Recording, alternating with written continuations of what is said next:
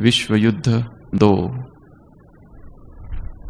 America की army का एक सिपाही अपने साथियों से अलग हो गया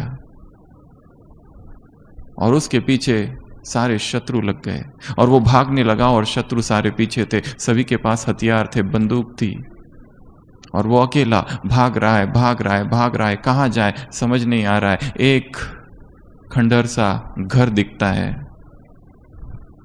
सोचता है यहाँ जाके छिप जाऊं और वो वहां जाके छिप जाता है और उसमें बहुत सारे कमरे बने हुए, एक कमरे में दुबक कर बैठ जाता है और थोड़ी ही देर में उसे पता है वो सारे सिपाही यहाँ आ जाएंगे और मुझे बंदूक से मार देंगे। और उस समय में, ऐसी अवस्था में वो भगवान को याद करता है, हे प्रभु तू मेरी रक्षा कर, मैं समर्पण करता हूं।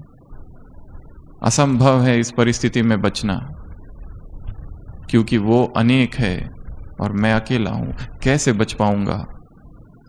और वो सारे के सारे सिपाही आ जाते हैं,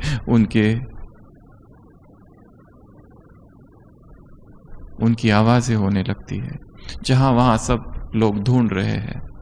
और उतने में इसने जो प्रार्थना की थी और भगवान को पुकारा था आर्त हृदय से, एक मकड़ी उस दरवाजे पर आ जाती है और अपना जाल बुनना चालू करती है। और वो मन ही मन हंसता है और सोचता है, भगवान ये मकड़ी का जाल मुझे बचाएगा, मैंने तुझे मदद के लिए पुकारा था और तू ये क्या कर रहा है। और वो मकड़ी वो पूरा जाल बुन देती है और वो सारे सिपाही यहाँ वहां ढूंढ रहे हैं और जैसे ही यदि मिल जाए तो उसको मार देंगे।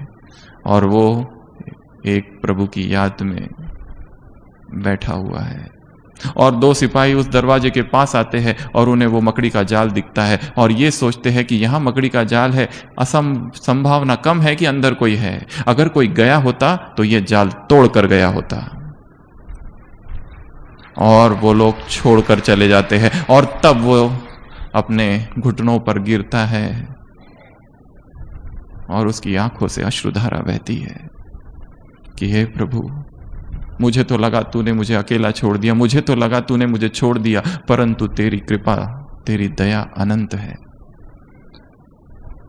हम समझ नहीं पाते वो किस तरह काम करता है, हम समझ नहीं पाते किस तरह वो हमारी मदद करता है, हम समझ नहीं पाते किस तरह वो हमारे जीवन के प्रत्येक क्षण में, प्रत्येक समय हमारे साथ साथ चल रहा है। उसकी वो अदृश्य मदद हमें दिखाई नहीं देती, पर इसका अर्थ ये नहीं कि वो हमारे साथ नहीं है।